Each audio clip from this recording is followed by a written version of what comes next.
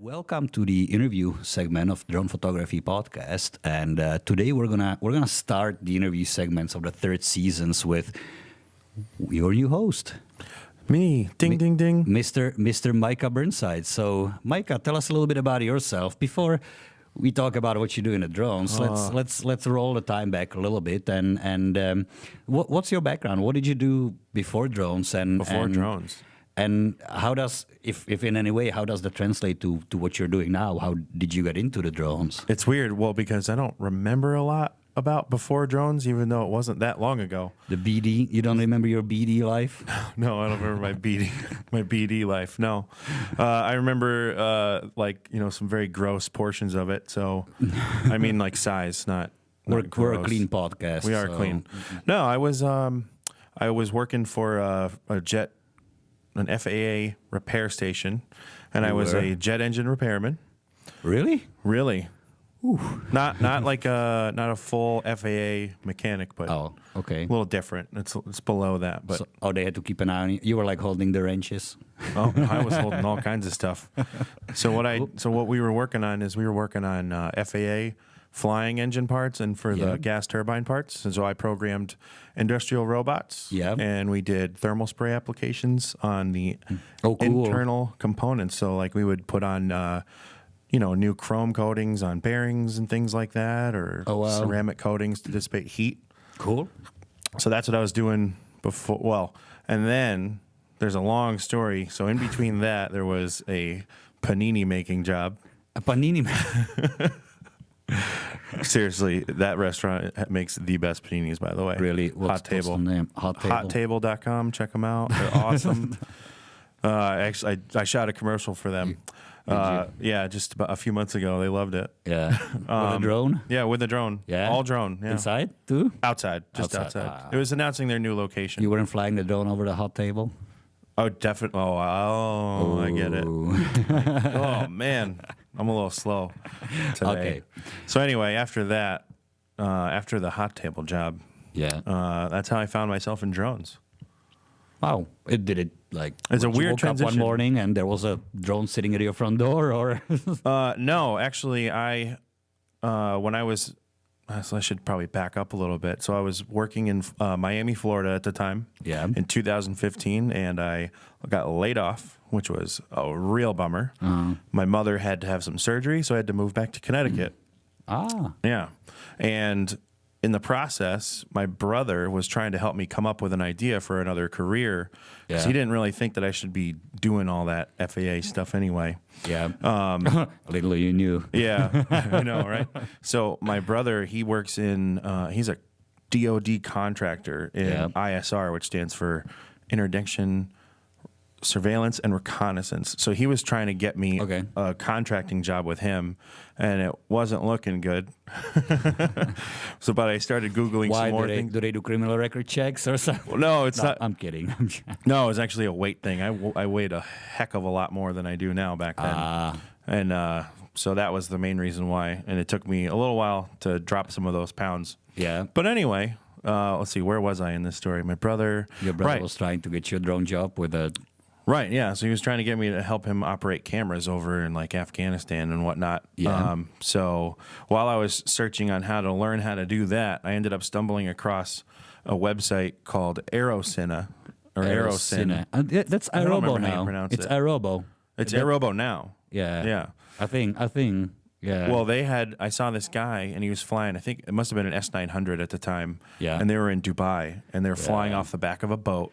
Those guys. Over like the most blue water, and this beautiful hot desert, and all these cool buildings, and they were doing like a travel video. Yeah, I think Joe worked with them actually. Probably. Yeah, probably. No, I'm pretty sure he did actually. You mean that if you're talking about shoot? Aerocine, the New York Aerocine? Yeah. I'm not sure about the specific shoots, but I know they did work on some projects together for a while. So yeah. It's been a while. It has been a while. So that was your dream to be like them? Well, no. It actually was. Yeah, that's what started it. So what did I do? Wow.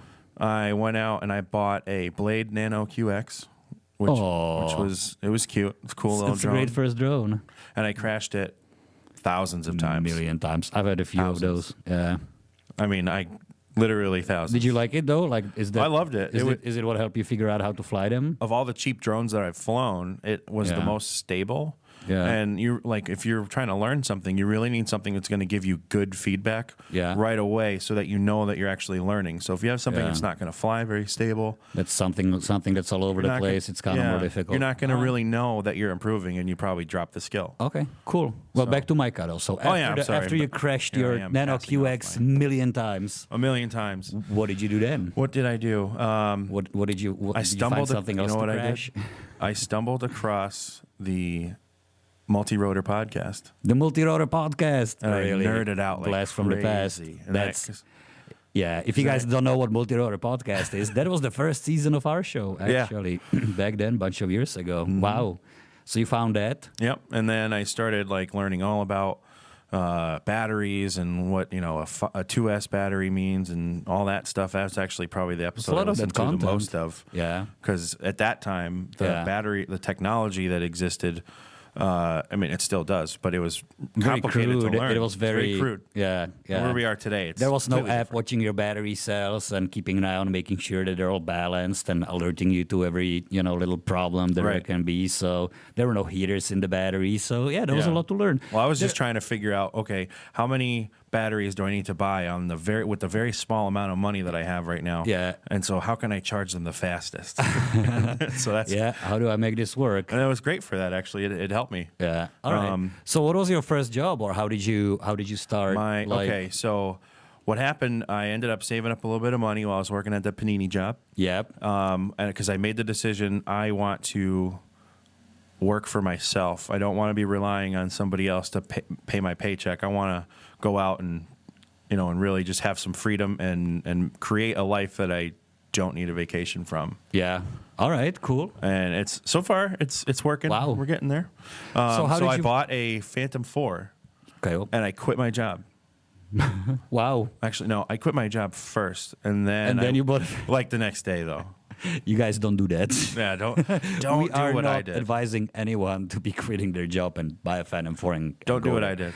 Especially right now. Yeah, but we'll talk about it a little more, because that's it's about sharing the experience. Mm-hmm. Hey, should I do it? And sometimes you have to cut off all lines of retreat to force yourself to push yourself into action. It is true.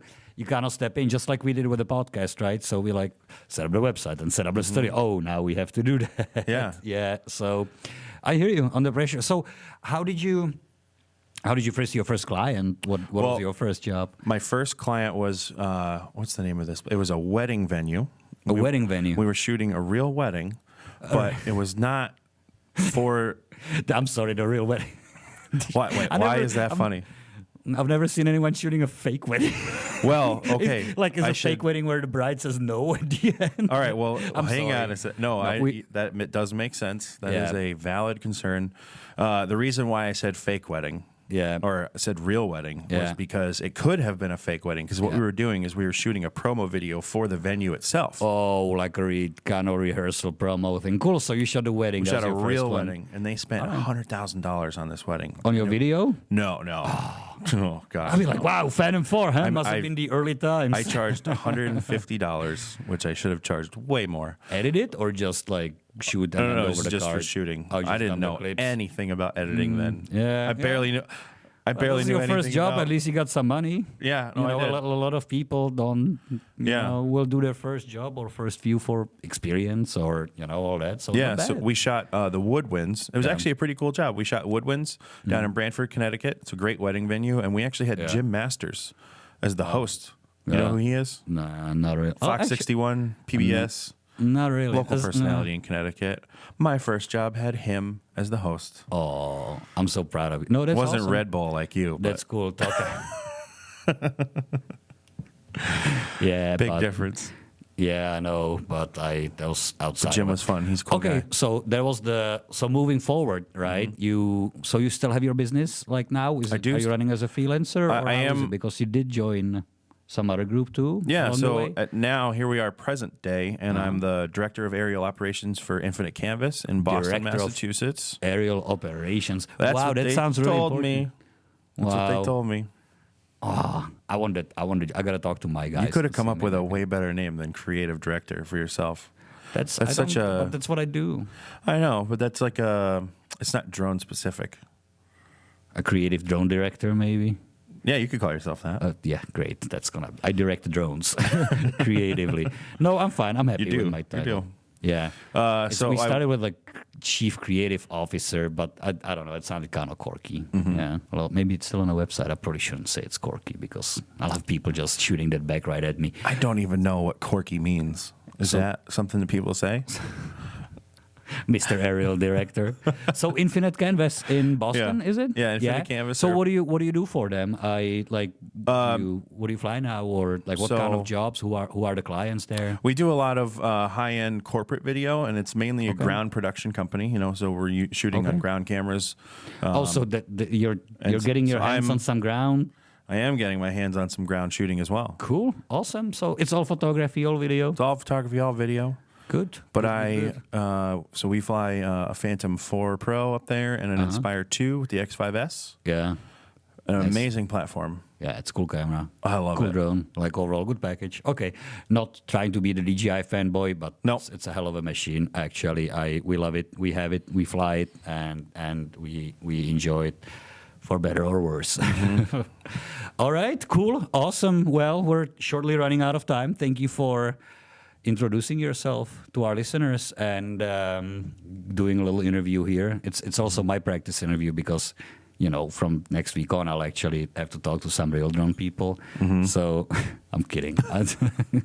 No, you're not. It's like the real wedding. You are not No, kidding. that's cool. I am kidding. You are a real drone person to me. I watched you from the very beginning, and you've come a long way over quite a short period of time. So not trying to make your head any bigger, but not calling your head big, but it's man. Yeah, I get them all. Two in a row. No, but thank you very much for the interview. And you guys, if you'd like to check out this segment, or if you're listening to podcasts and you'd like to see what Micah looks like, you can head over to our website at dronephotographypodcast.com.